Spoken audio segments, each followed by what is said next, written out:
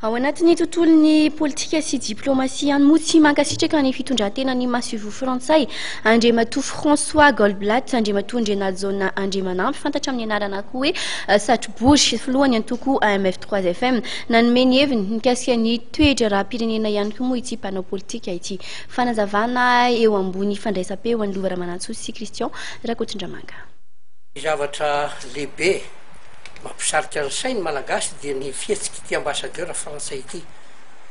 ino maro black zany anarany tsy fantatro fa ohatra black tokoa le lohany zany hoe tsy fantatro hoe mba fantany ve fa ambassadeur ny asany eto solo tena ny firenena naniraka azy nanatena ny tenako manokana satria izaho dia tamin'ny mipetraka tao Paris de matetika makany amin'ny Brao ny FUB PS ao Solferino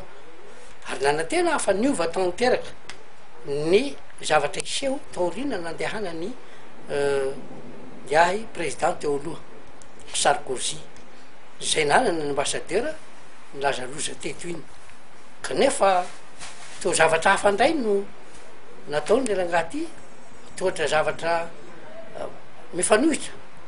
am'izay fieverany malagasy fa niova tokoa zany zavatra misy any frantsay zany oka hometsika parlementaire fahefana ny premier ministre Omer Belgique mba olona tokana ny tondra satria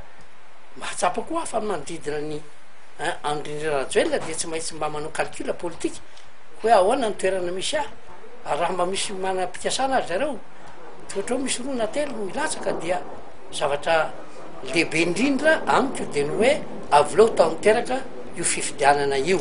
dia amiko tsy hitako zay maharatsy ny atao hoe andao hanao ny référendum constitutionnel atsika satria ao ny mbola te hitazona an'izao état unitaire zao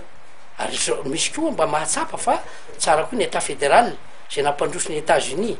mahampandroso ny Allemagne ka amiko tsy hitako zay maharatsy zany fa ny tena marina de hoe fampihavana pirenena aloha tokony atao ka tsy misy mahavitan'io afa-tsy fitarihana ataon'ny professeur Jacques Herbert